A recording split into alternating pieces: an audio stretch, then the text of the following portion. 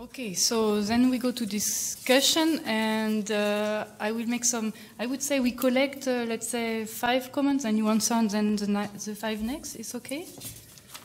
So, your second one, third one. Introduce themselves. Yeah, and you introduce yourself. Others? Okay, we start with the 3. Can we hand over the microphone? Because I think for the recording it's important that you speak into the mic. Thank you very much. My name is Hubert Gabrisch. And I have to first excuse myself because, of course, I have not read both books. And therefore, my comments or my question might be a little bit off also. But I'm curious. So, what I've seen is here is a very prominent difference between the both books and approaches, I think, even in the title. So Sebastian Dullien's book has a title, Macroeconomics in Context. Macroeconomics. So there's nothing about microeconomics, I think, I have heard that. And it seems to be that he disregards that, maybe believing that micro has nothing to do with macro. And the other book, the new approach from Wendy Carlin et al., is simply ending the macro divide in the teaching of introductory economics. This is an interesting issue. I find it even thrilling because we have to think a little bit about this issue about micro and macro, and my question to Sebastian Dullien is, does he really believe that macroeconomics has nothing to do with micro? To Wendy Carlin, I would put the following questions, or even you both have this. Both have a relation to Keynes. And in my view, I cannot recognize that Keynes has not a microeconomic foundation. Why this is abandoned in today's Keynesian economics. And I think that one should a little bit relate when we speak about macroeconomics also to Keynes and the microeconomic foundation of Keynes. One example only, the liquidity preference theory is completely micro and has a very important relevance for the Keynesian theory. And the German economist and teacher in economics, Erich Schneider, still in the 1950s, wrote his big textbook, and there you can find quite clear relations to these microeconomic issues. And to Wendy Carlin, I would put the question, why she speaks so much about institutional economics and this and that. She should add Keynesian microeconomics to this approach too. Thank you. That's all. Well, first of all, hats off to both authors. Textbooks are a mammoth undertaking, and you both deserve better than having to face an audience of non-textbook authors carping and moaning. But here goes. No. So actually, I want to ask each of you about your choices and constraints. So in the first instance, you seem to have chosen to take different tacks, either sort of following Samuelson in the case of Wendy by presenting a single composite framework, or trying to depart from that approach in the case of Sebastian. So I just wonder if you could go into a little bit more detail there about why you made those choices in terms of what you were hoping to achieve by way of economics education, and even what more broadly were the pedagogical principles. And I'm echoing, I think, some of the issues that Antonella had in the back of her mind in her comments. And then about, at the same time, and this is very much related, I think, the constraints. Let's not forget that there is a textbook industry. There's an economics of economics textbooks. Your publisher is a for-profit producer. Ours is free. Ah, okay. Free so to that's everyone. Different. Well, but if I remember, then Sebastian's producer is a for-profit producer. If I remember what Dave Collender always used to tell me, the chief market, or the largest segment of the market, is actually US community colleges. And of course, in the first instance, the demand side is populated by instructors, not students. Instructors assign these books, and then students buy them because they're effectively forced to. Yeah, so I'm just wondering to what extent, if any, these kinds of constraints of the influenced the final product.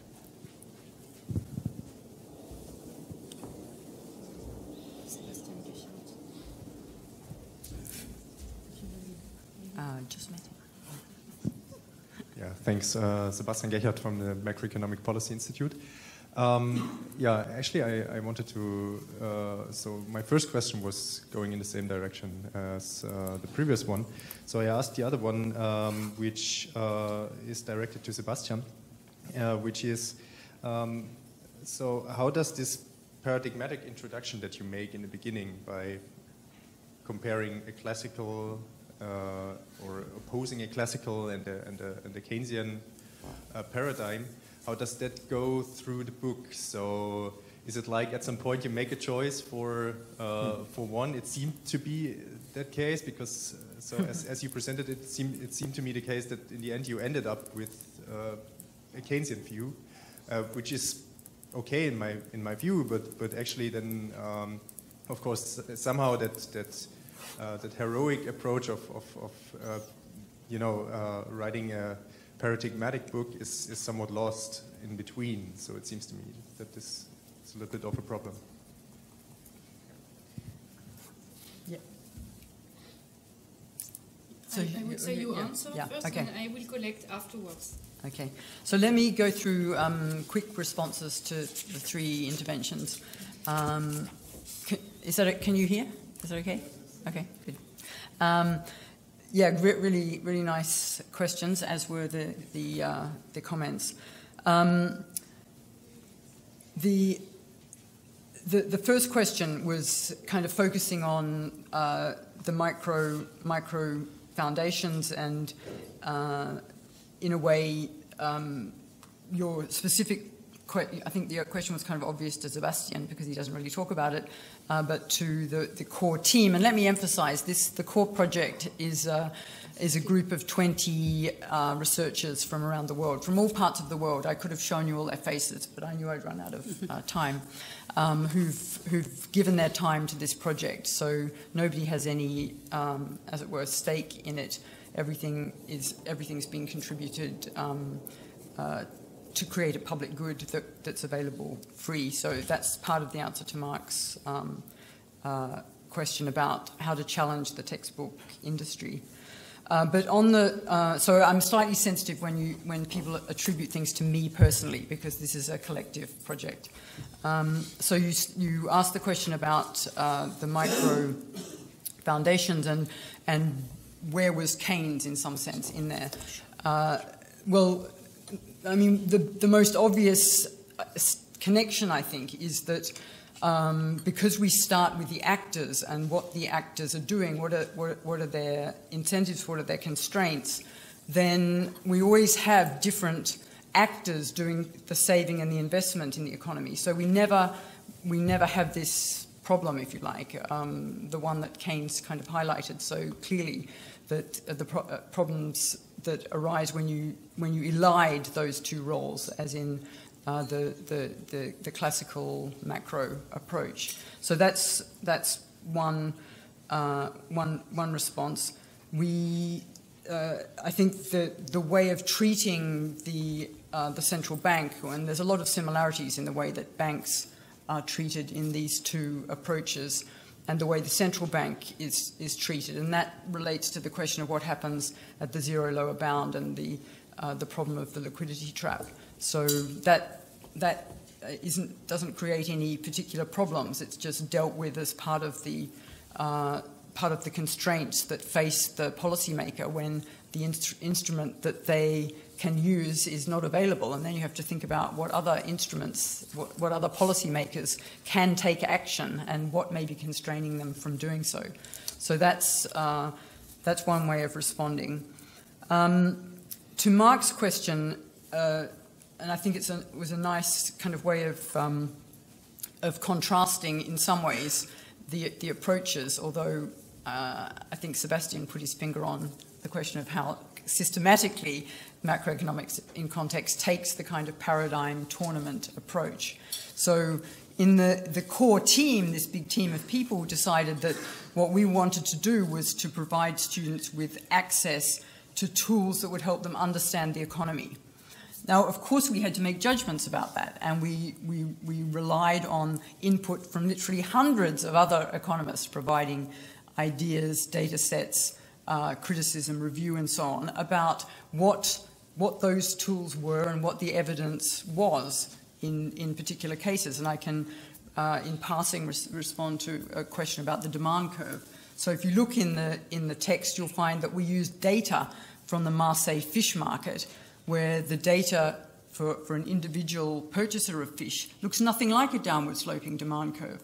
But when we put together the market from all participants in that market, it does indeed look like a downward sloping demand curve. So that's an example of, we're not just saying this is a demand curve, we're actually going and finding the data and explaining the difference between the micro and the macro manifestation, in that case, of a market demand curve.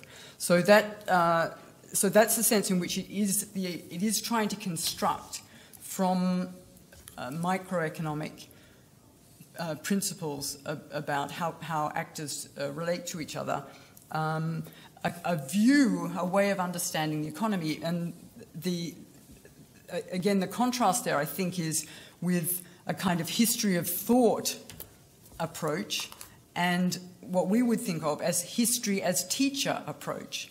So we talk at quite some length when we talk about the Great Depression, about the economic ideas that were in vogue at the time and how people tried to understand what was going on and how that manifested itself in unfortunate policy actions or inaction, and how that was then replaced by a different way of thinking in the light of the Great Depression. But then it's no good being someone obsessed with aggregate demand if you're trying to understand the Great Stagflation.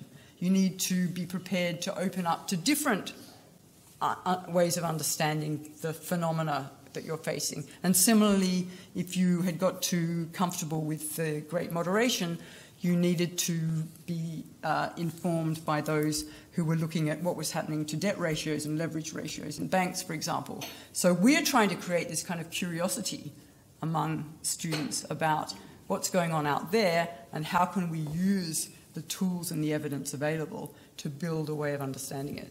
So I think that I tried to kind of scoop in the three questions, and just coming back to this teaching issue and the publishing industry, I think the word is normally that if the publishers tell you can't change more than 10% of a textbook. So when we started this project, we had a blank piece of paper. So we were not going to, it wasn't a question of only changing 10% because we didn't start with anything. We didn't start with a table of contents. And that's how we got to this rather radical view that the way to teach is not to teach micro with lowercase and Greek letters, and then macro with uppercase letters, where students think these are two totally, completely different subjects, but rather to build the foundations for macro from an understanding of the actors and their interactions and the rules within which they're operating. So that was the kind of logic that was made possible by releasing the constraint of a publisher. Well, first of all, I also thank Marc for his comments, and well, the smaller things I would be happy to take on for the second edition, so please buy a lot of books so we can have a second edition very soon. That aside, thanks a lot for them, and I might ask you for your notes later on that. Coming to the question, Hubert Gabisch, what about microeconomics? There's a companion textbook called Macroeconomics and Context. However, we haven't Europeanized it, and since I'm a macroeconomist, I don't really feel like this is something I should do. So maybe if someone wants to do it, there's an option here. But coming to your question, do I think that macroeconomics has to do nothing with micro? No, I do not. but I do believe that macroeconomics can be taught as a distinct discipline without, I mean, I think you can start with macroeconomics without having the micro foundations first. That's the first thing. And the second thing is, I think there's a huge difference between micro foundations, as it's usually understood, and micro plausibilization. And micro foundation, in my eyes, is that you start from a utility maximizing household, be they heterogeneous or not. There can be 2 types or 3 types or whatever, and then you aggregate to the macroeconomic phenomenon. I believe that if you do that, you might not be able to catch all macroeconomic phenomena which are important. And I mean, you mentioned Keynes. Of course, in our book, there's a discussion about individual banks, individual businesses making a loan, asking for a loan. I mean, after all, animal spirits is not a macroeconomic concept, but it's a microeconomic concept. So of course, we discuss these things. But we are, and I think the core project is really different, because you integrate those and we say there is a rule for macroeconomics without a micro foundation if you have a micro plausibilization for that. And that's the spirit of the book. And I think this is more, yeah, if you put it into paradigms, this is as a lot of traditional Keynesians and post-Keynesians, I believe, would see that as well. But that's something we can discuss here. On Mark Satterfield, what were our constraints, and can you only change 10%? I mean, we changed more, or I changed more than 10% from the US edition, I think, and it was interesting that the publisher, they didn't say much on this. What they did, we wrote a proposal, what we wanted to do, and they commissioned, I think, 7 or 8 reviews of that proposal. And I think I'm not 100% sure, I think they asked the lecturers in Europe which had adopted the original US edition whether they think this is a good project. And I've heard from 2 people that they wrote reviews and they were positive, and so all the reviews were positive, so I think the publisher was happy with this. Where there was a bit of a constraint was when we were discussing with them how cheap we could offer the book. Yeah, because we said we don't want the royalties, that's not the issue, but please, how cheap can you go? And then, of course, you start discussing, well, how many colors do you want to use, and so on. And so this book, if you compare that, let's say, to the Mankiw textbook, it costs about, I don't know, 1/3 or 1/4 of that, but also it has just one additional color to black and white. Yeah, and I think there are these kind of trade-offs. I'm not 100% sure whether this has to do with the fact that I think in Europe, there is more price sensibility for textbooks than in the US. Because I think if I were to propose my students a $200 textbooks, as it's the case in the US, they would complain. And they would probably not buy it, and they would probably have pirated copies of that. So this, and maybe Routledge, as at least the European division, is aware of that. And they, I guess they felt that hopefully there are enough non-mainstream economists which use that book that it pays in the end anyway. But I didn't feel much commercial pressure, interestingly, on this business here. Greg's bank balance is the other trade-off. Pardon? Greg's bank balance is the other trade-off in that. Oh, well, Okay. Sebastian, how does the paradigm discussion go through the book? You're right, at some point the ASAD model in a way is of course a new Keynesian, post-Keynesian, Keynesian model in the way we present it. However, what we also do in the same chapter is saying, well, let's look, how will it look like if you are a new classical economist? Then you would have a completely vertical AS curve, and you can do whatever you want with your fiscal policy. It would only change maybe the rate of inflation. So we still do that, and also in the chapter on money we discuss different monetary theories. You have heard that we don't do that perfectly, but at least we try to mention also the quantity theory of money, even if we don't really feel that comfortable with it.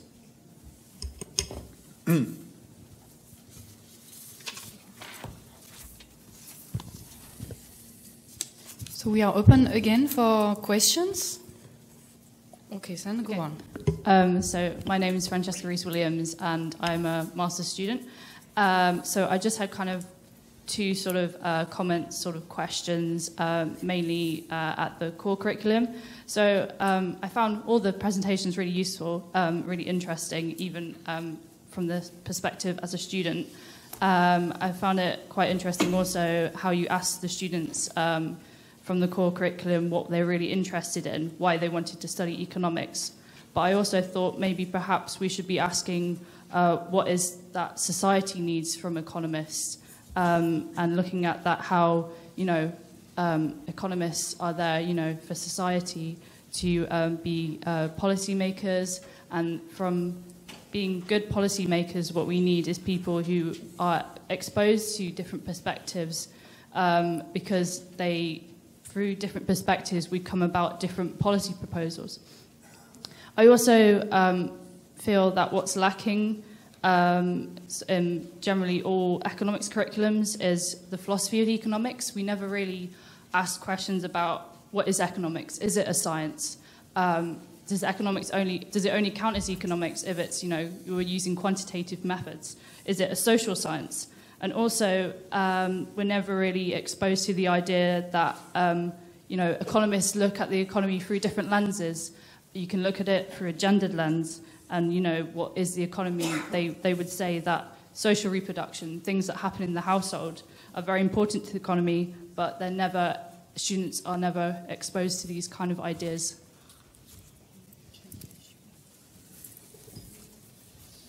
Okay, I collect. This is very good. Eka. And so first, Eka. No.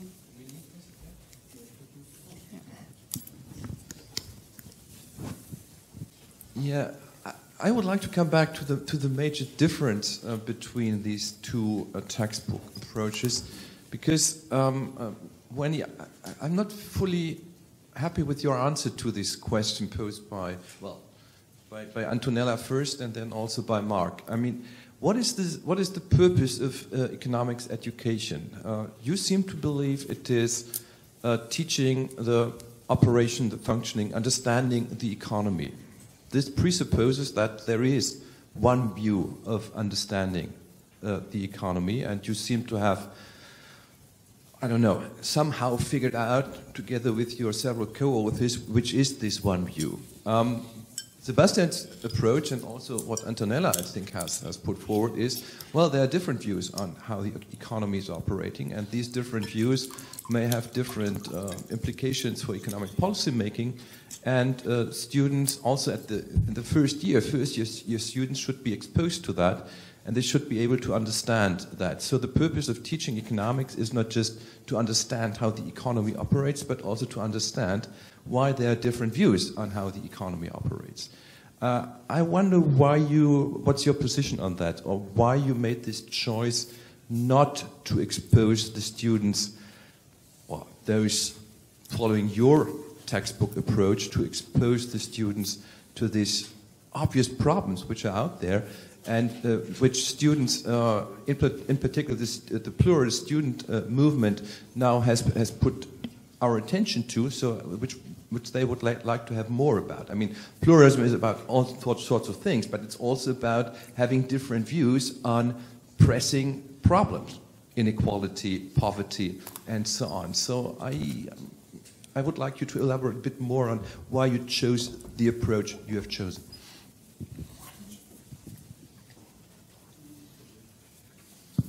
Yeah, hello, I'm Tom Sauer. I'm teaching economics in a department on business administration. This means that I am teaching mostly introductory macroeconomics, and I have a bigger lecture on international economics. But as I started some years ago teaching economics, I was looking for a convenient heterodox textbook on macroeconomics. And this time I didn't find anyone who could present as an introductory text to business administration students. And therefore I looked also to GDAE, macroeconomics and microeconomics and context, and I liked it, but it was no German translation, and this focus Sebastian mentioned on the US. And therefore, I took a very conventional macroeconomics textbook. Everybody knows it. And now I was very much happy about the core project, because I think it is useful as an introductory text, and it's even more than a text. It's really a new presentation of, for example, on the problem of inequality in a good way. I used in my international economics lecture the chapter on the crisis, this historical chapter on the comparison on the Great Depression and the Great Recession. And the students liked it very much because this very simple concept, there was a good explanation how the paradigm changed and shifted over time. And I think that's a very important approach to the students understand why do paradigms shift in economic debates. I think it's a good starting point. And I'm happy with Sebastian's adaptation of this macroeconomics and context, because I like actually this approach of contextual economics. But I have the same feeling as the other Sebastian, that it's not really strictly used in the overall textbook. What is meant by macroeconomics, by context? There's a good chapter on other measurement of wealth, criticizing the usual national accounts approach. It's important, but it's not thought through the whole text. But I think this text Sebastian adapted for the European circumstances, a good text, I hope, for my master students, where I give a lecture on European integration. I think I could use it there, because this is in English, and there should be a little bit higher level than the bachelor's. I appreciate both approaches, because they are, for me, they are the very first steps of heterodox thinking, or more or less, and new perspectives on teaching economics. And I would appreciate if there would be a follow-up on this and it goes further. Thank you for your efforts. So.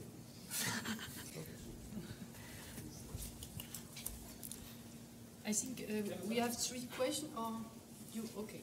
Then 4 questions, and then you answer. I'm Nelson Marconi from Brazil. And I was coordinator of the economics course at the Júlio Vargas Foundation. And I'd like to agree with the approach of Carlin and her colleagues in this introductory book. Because this is, if I agree, okay, this is an introductory book, okay, to make students more curious about economics. So what you are doing, you are posing some relevant questions about economics, okay, and they are presenting these ideas and the theories in general. So I don't think for an introductory course you have to pose some questions like different views, different theories to analyze an economic question. Okay, so the students will have microeconomics course, macroeconomics course, and then they will discuss it better. So in the first year of the undergraduate course, you have to make them curious to study economics, and for me this is the right approach. Okay, I just want to agree because I heard lots of criticism about your Good, great. Okay, let me. It's very interesting kind of continuity among those questions, and I'd already written down curious several times. So the fact that you said curious really chimed with me, because it comes back to Francesca's question about what do we think we're doing. And I think what we think we're doing, and we've talked about it a lot among the people involved, is exactly that. We're trying to make students, we're trying to take advantage of students' natural curiosity about understanding the world out there. So students come into our classrooms sort of animated by a whole load of questions. They're very curious. And one little example of that is that something that a number of universities that are using core do is that they send students off with a GPS location. So before we've had our first lecture, we collect this data about these words, but we also send them to a GPS location, and they have to, within 2 weeks, well, when they get to the location, have to find the other people who are there and form themselves into teams and produce a media file, with a 2-minute media file in 2 weeks that links their location with the first unit called the Capitalist Revolution. So it gets them reading something, it gets them thinking about the world out there, connecting their economics with their course that they've embarked on with the world. And it's, if you look at any of the core units, every unit begins with a story about the world.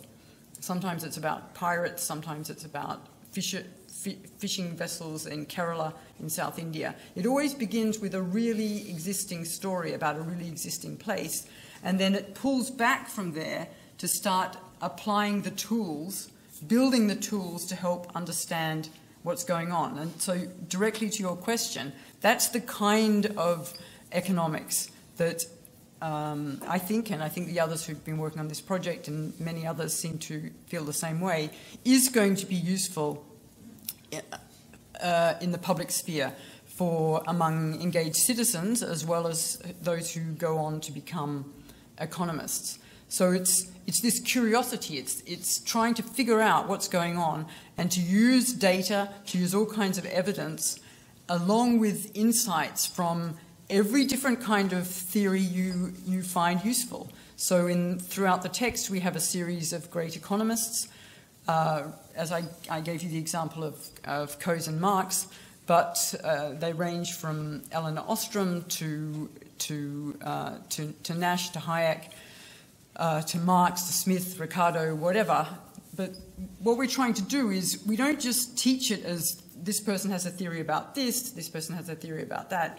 It's every time related to something in the world that approach, Schumpeter, okay, plays a very big role in helping us understand about innovation and some of the questions that Antonella was raising. We have a very Schumpeterian approach to investment and growth. It's intrinsically Schumpeterian. So it's looking for those insights and not having to say, you know, I'm a feminist economist or I'm a post-Keynesian economist. Depends what question I'm asking is going to determine which kinds of resources and the insights of which kind of thinker are going to turn out to be the most useful ones. Your question about what is economics is a very good one, and I think what's become clear in economic research and the way we've tried to build that into teaching is that economics is a social science, and it absolutely has to be connected with the other social sciences. So when I had those two columns of the Samuelsonian paradigm and the new paradigm, when you look at the character of people, okay, people are not just self-interested and far-sighted. They have other regarding motives. They have cognitive limitations. That's relying on insights from sociology, from psychology, using experimental methods. When we talk about social norms, we have to be aware of what anthropology has to offer our students. So encouraging students to see economics as a social science is going to make them better economists. And I hope we can try to attract more students into economics and retain them in economics who are really interested, who are really curious social scientists. So that, I hope that responds to your question. I think I've answered your question, Eckhart, and the other two, yeah. So I'm finished. Okay, thank you to Francesca. We also, in our book, take economics as a social science, and we actually cover things like non-market household production. So what is it, how you have to see it, how important it is. We talk about the different spheres which are not covered by traditional economics and included there.